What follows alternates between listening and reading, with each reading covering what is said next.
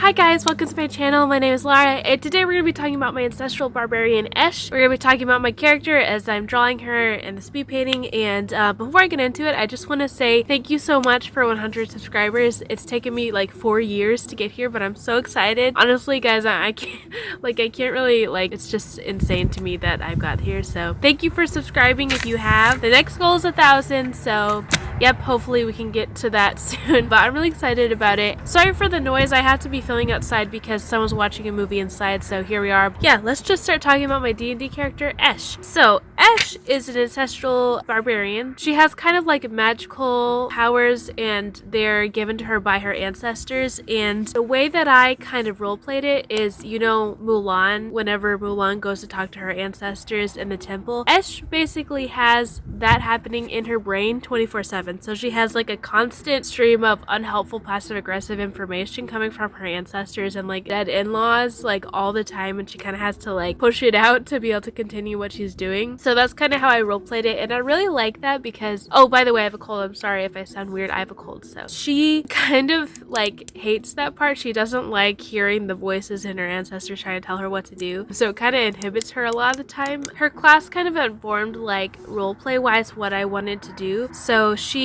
is very suspicious and superstitious. The clan that she came from are full of druids and barbarians, and they are very suspicious and they are very superstitious. So backstory time, Esh is from a clan of Goliath, barbarians, and druids, and they are very superstitious, and they instilled that in her whenever she was younger and before they sent her off to explore. So she, you know, she very respectful of like traditions and the family, even though sometimes she hates it at the same time. She's very loyal, and she's very, I wouldn't say brave. Well, she is brave, but she's mostly just like dumb. Like she doesn't think about things before she rushes into a situation. So she left her home because a jade bear was stolen from the clan, and the jade bear holds like all the power of the clan in it, like all their ancestral and magical powers. So her clan gave her a task to go and find the jade bear and retrieve it for them. So that's why Esh left home. I think she left home around like 20 or 21. Like she didn't really have a plan to leave home necessarily, but she really wanted to. So whenever she was given the excuse to leave, she was like, yes, I need to leave right now.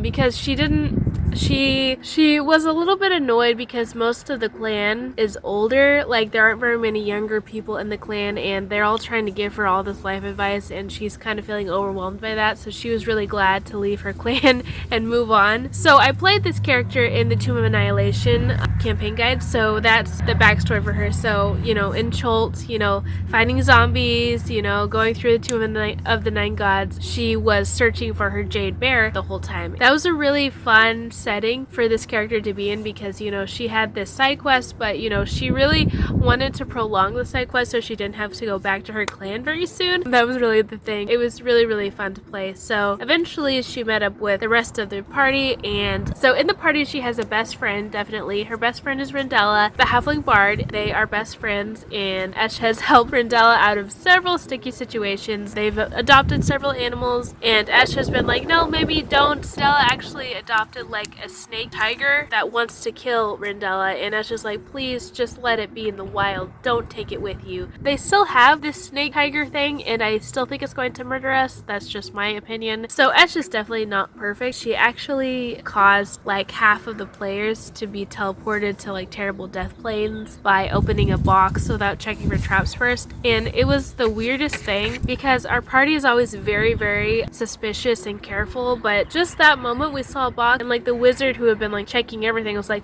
yeah, Esh opened it, I don't know, why not? So I did, and there was a horrible trap inside, and it banished almost half of our party to different planes. I mean, like we only saw one of them ever again. Like the rest of them we don't even know what happened, and like I feel bad about that, and Esh still feels really bad about that. And I feel like after that happened, Esh had a really hard time making decisions or doing anything impulsively because she realized the consequences of her actions, and that really stuck with her. So that's something that like Esh wasn't really able to process that moment because they were in the Tomb of the Nine gods and they were trying to, you know, get through it and save the world and stuff. But like that really affected Esh, and she has a hard time like making decisions now and being impulsive. That really affected her. So our party mostly survived the Temple of the Nine Gods, and in the middle of that, Esh and Rindella met a soulless clone of Rindella who's also like a kid and like doesn't know what's going on, and they found the clone in the Tomb of the Nine Gods. It was made by some witches, and now me and Rindella have adopted this halfling, and we're kind of like co-parenting, but also Ash is super scared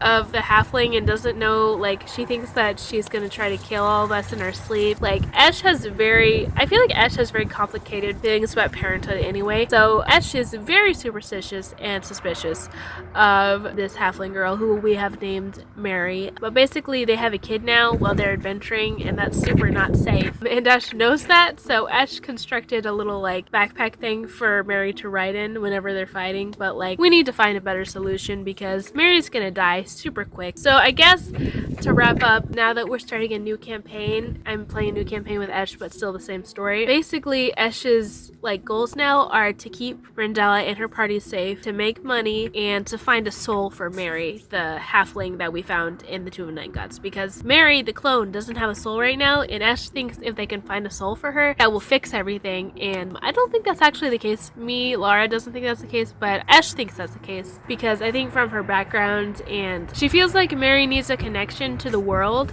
to be able to be like a normal person, and that's her theory right now. It might change later, but yeah. So we have a little soulless halfling girl like following us around. Super safe, super not gonna kill us, super not creepy at all. Ash is very creeped out, but at the same time she cares about her, so she's very conflicted. And that's where we've left Ash's story so far. Hopefully I'll have an update sometime, but yeah. If this was really rambly, I might not make this video like another video like this, but if you like this video, you can tell me in the comments below, because I do like drawing different characters and like painting different characters, so hopefully you liked the speed painting beside this. Yeah, I think that's all I wanted to say. Thank you guys so much for watching. Thank you for 100 subscribers. Oh my goodness. Like, I still can't like believe that this happened, but like I've wanted that for so long and it's finally here. So thank you so much for the 100 subscribers, and hopefully I can get this video out today. I'm posting every Thursday and another video on Sunday or Tuesday, so stick around. And yeah, more D&D and Critical Role content. So thank you guys so much for watching, and I'll see you later. Bye!